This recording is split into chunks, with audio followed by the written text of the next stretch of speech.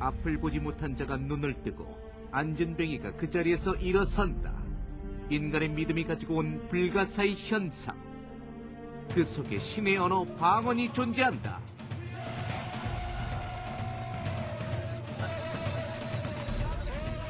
신과 나의 마음이 맞닿는 순간 알아들을 수 없는 믿음의 소리, 방언이 터진다는데. 미스테리죠. 내가 들은 적도 없고 배운 적도 없던 언어를 내가 쓰니까. 처음에는 랄랄랄랄라 나와요. 제가 이렇게 하는 게 아니고 이렇게 뭐 저도 모르게 그냥 이렇게 혀로 막 말이 막 나오는 거예요. 저 자신도 모르게. 입술과 혀가 만들어낸다는 알 수 없는 언어들. 전혀 배운 적 없는 외국어까지 능수능란하게 구사한다. 그건 신적 차원의 신비예요. 그것을 인간의 어떤 학문이나 그 말로서 설명해내기는 결코 쉽지 않아요. 초월적인 역사라고 봐야죠. 신앙의 가장 기본적인 것이 초월적인 뭔가 아니겠습니까? 인간의 이성으로 설명할 수 없는. 신적 놀라운 힘으로 인간의 병까지도 치유한다는데. 방언과 예수님이 하나님이 주신 은사니까 하나님이 그 방언을 통해서 저를 치료해 주시는 거죠. 인간의 해석이 불가능한 언어, 오로지 신만이 알아들을 수 있다고 한다. 설어라고 하죠. 머리로 생각해서 하는 말이 아니고 혀 끝에서 맴도는 말들. 신에 대한 믿음이 충만한 순간 기적 같은 변화를 가지고 온다는 낯선 외침 방언. 과연 신과의 은밀한 대화를 위한 천국의 언어인 것인가?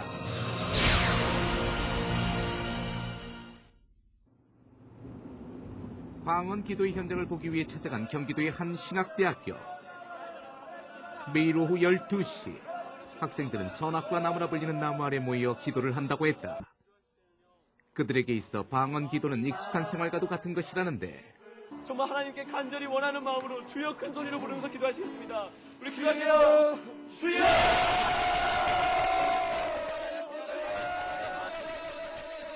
기도의 시작과 함께 학생들의 입에서 흘러나온 알 수 없는 소리들.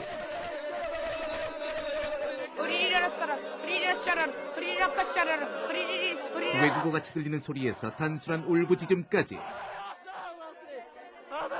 그들은 기도에 몰입하는 순간 인간의 언어가 아닌 신의 언어 방언 기도가 시작된다고 했다.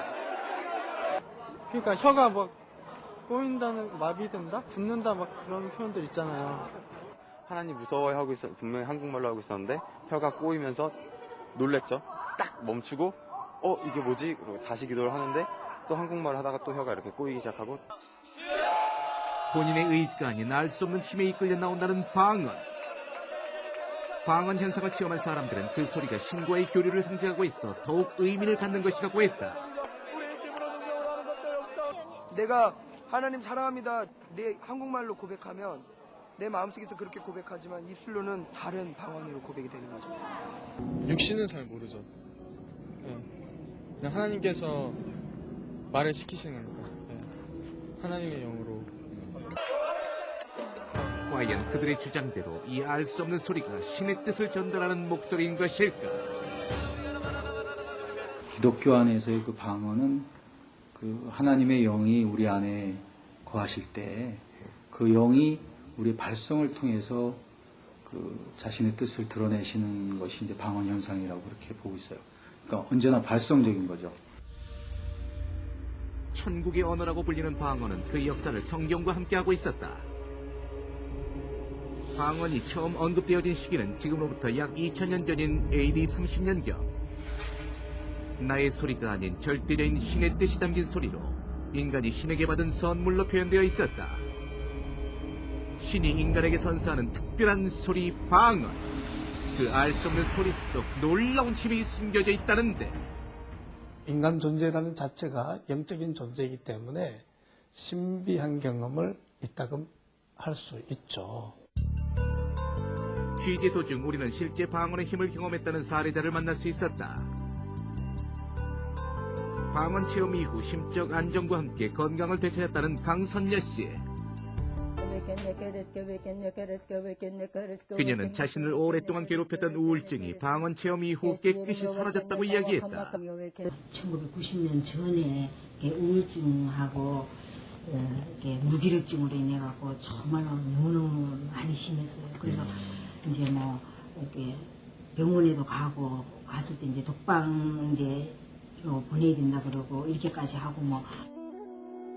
남편의 사업 실패 후 어려워진 생활과 부부간의 갈등, 그녀의 심적 고통은 우울증으로 이어졌다고 했다. 결국 모든 일에 무기력해진 강선여 씨는 자살까지 생각했었다는데. 근데 좀 시어머니가 오시면서 이렇게 병이 이렇게 비중하니까 그러면은 거기 가보라 그래라. 그래갖고 이제 같이 이제 거기 갔는데. 그러던 어느 날 교회 신도들과 목사님이 자신을 위해 집에서 신방 기도를 하던 중 갑자기 그녀의 입에서 방언이 흘러나왔다고 했다. 처음에는 랄랄랄랄라 나와요. 제가 이렇게 하는 게 아니고 이게 뭐 저도 모르게 그냥 이렇게 혀로 막 말이 막 나오는 거예요. 저 자신도 모르게. 그럼 제가 어떻게 감당할 수도 없겠군요. 그 이후 그녀는 조금씩 안정을 찾아갔고 지금은 예전과 비교할 수 없을 만큼 건강해졌다고 했다. 방언을 받고 이제 그때부터 방언을 받으니까 이제 방언을 계속 이제 하게 되잖아요. 하니까 조금씩 이제 마음이 평안이 오더라고요. 방언만 하면은 평안이 와요. 기도 도중 나의 입에서 흘러나오는 낯선 언어 방언.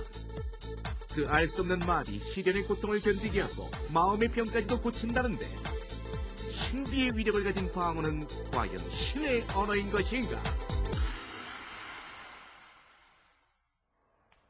아, 빠, 까, 으. 아으. 이게 저는 그 흉내도 잘 못 내겠네요. 아유, 아무나 따라할 수 있다면 그건 뭐 신의 말이 아니겠죠. 근데 저는 방언이라고 하면은 뭐 말 그대로 어떤 말이나 언어일 거라고 생각을 했는데 앞에 화면을 봤더니 어떤 언어라기보다는 주문에 더 가깝다라는 느낌이 드네요. 그렇죠.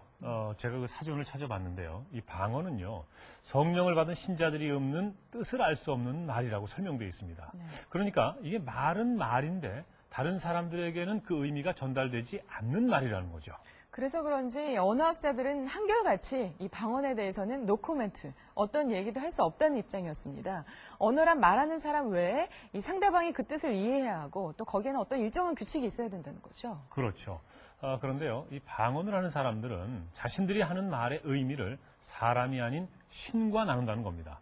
그러니까 이 신이 아닌 사람으로서는 도저히 알아들을 수가 없는 거죠.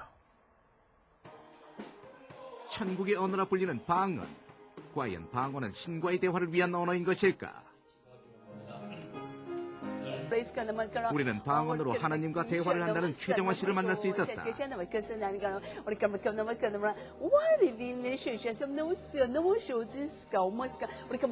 저는 제가 기도할 때 하나님과 대화하는 게 시켜서 한 게 아니잖아요. 제가 하나님 그게 방언으로 나왔을 뿐인데.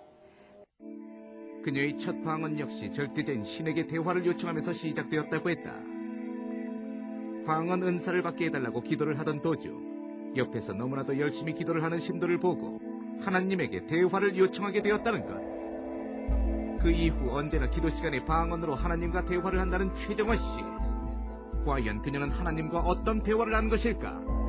기도하면서 방언을 기도하면서 너무 기쁠 때는 하나님, 물론 방언으로 하나님 너무 멋져요. 하나님 너무 감사해요. 하나님 저 사랑하시는 거 저 정말 이렇게 이거를 방언할 신과의 대화를 위해 사용된다는 방언. 그렇다면 방언이 언어로서의 조건을 갖추고 있다는 것인데 일반적으로 언어는 일정한 규칙을 통해 만들어지고 기록된다. 그 규칙들이 바로 의사소통을 가능하게 한다는 것. 과연 방언에도 이러한 언어의 규칙이 존재하고 있을까? 인간의 언어라는 결론을 규정을 딱 내려놓고 정의를 내려놓고 거기에 비추어 봐서 언어가 아니다라고 말하면은 할 말은 없어요. 할 말은 없지만 의사 전달이라는 하나님과의 의사 전달이라는 측면을 강조할 테니 이건 분명히 언어다. 하지만 방언은 언어라고 하기에는 개인에 따라 형식과 표현 방식이 너무나도 큰 차이점을 보였다. 이 방언 현상이라고 하는 것은 우리의 그 영혼 속의 잠재 의식 속에서 있었던 그런 어떤 힘이나 또 영향력들이 우리의 발성을 통해서 드러나는 현상이거든요. 그렇기 때문에 그분의 그 영혼의 그 상태가 어떠냐에 따라서 그 발성도 다르게 표현될 수 있습니다. 기도를 하는 사람의 감정과 소망에 따라 각각 다른 소리로 표현된다는 방언. 그렇다면 방언의 소리 속에 언어로서의 조건을 충족시킬 수 있는 공통점이 숨겨져 있지는 않을까? 우리는 방언의 소리 속 공통점에서 언어의 의미를 찾아보기로 했다. 방언 속에 어떤 공통점이 존재하고 있을까?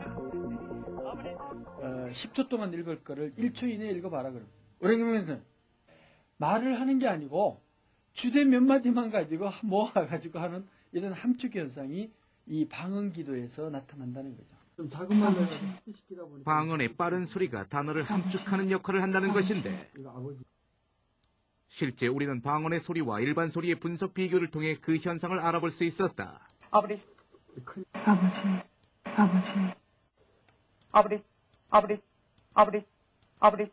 그래서 단지 그 내용은 기도하는 사람만 의미를 부여를 할 수가 있어요. 그래서 반드시 그 말에서 기도하는 방언에서 의미를 부여하면 안 된다는 거죠. 듣는 사람은 의미 부여하면 안 됩니다.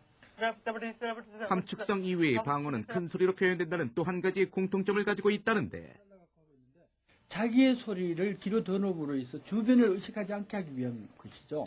그래서 큰 소리로 함으로써 다른 주변의 소리를 중화를 시켜버리고 기를 통해서 청각을 통해 가지고 다른 말은 듣지 않고 자기 스스로의 그 감흥된, 즉 동화된 이 정신적인 기도를 하는 하나의 방편이라고 이야기할 수가 있습니다. 스스로 집중할 수 있는 조건을 가지고 있다는 방언의 소리. 전문가들은 이러한 소리적 특성이 방언을 할 수 있게 하는 것이라고 주장했다. 최면 상태에서 방언을 얘기하는 수도 있어요. 자기가 무아의 경지에 들어가가지고 자기는 의식적으로는 그렇게 방언하려고 생각 안 했지만 자기 무의식에서는 방언하고 싶은 그런 욕구가 그 분위기에서 생긴다 이거예요.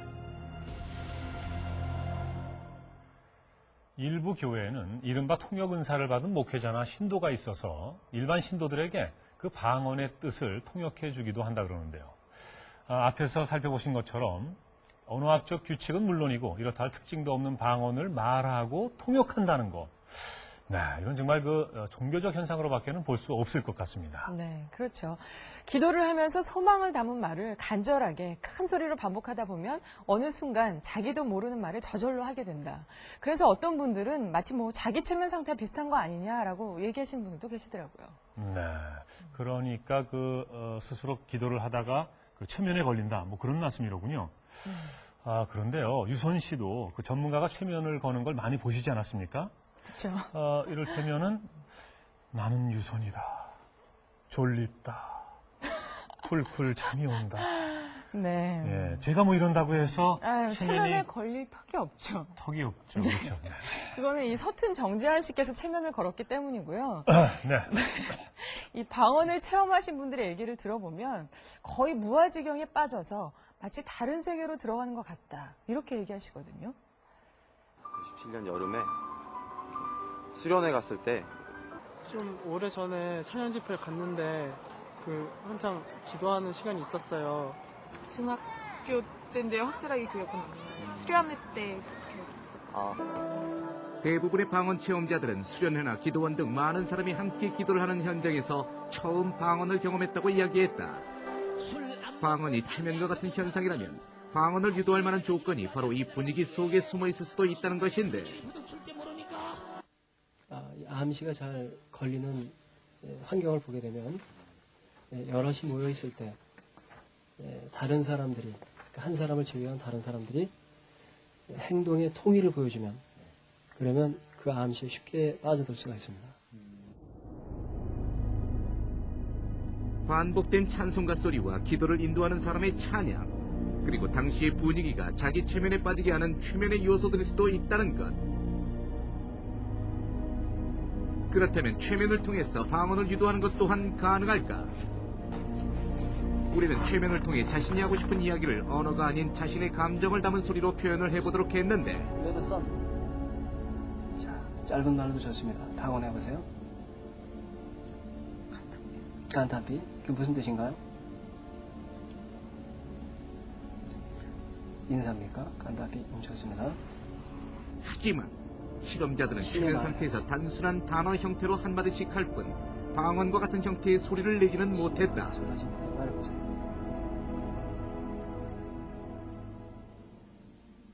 그 최면 상태라든지 뭐 너무 흥분했다든지 무의식적인 상황에서 그렇게 너무 감정이 들떠서 나온다고 생각했는데 의식의 세계 속에 있었고 그리고 그 말짱한 정신 속에 있었다고요. 그렇기 때문에 저는 뭐 심리상담 전공하지만 그런 그 무의식 세계나 최면술 속에서의 드러나는 현상은 결코 아니에요. 제 경험에 의해서도 실제 방언 체험자들은 자신들이 경험한 방언 현상은 최면과는 전혀 다른 것이며 믿음이 있어야만 가능한 것이라고 주장했다. 그것이 바로 하나님의 영역 안에 내가 이렇게 있다는 그런 걸 이제 받아들여지게 되죠. 그러니까 의심이 사라진 것 같아요. 의심이 완전히 사라졌어요.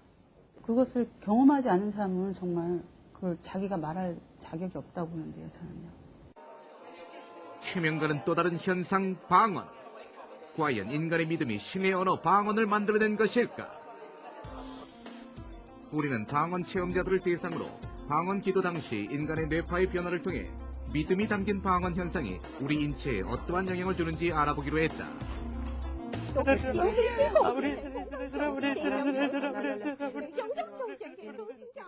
그 결과 우리는 방언 기도 당시의 뇌파가 사람에 따라 전혀 다르게 나타난다는 것을 확인할 수 있었다.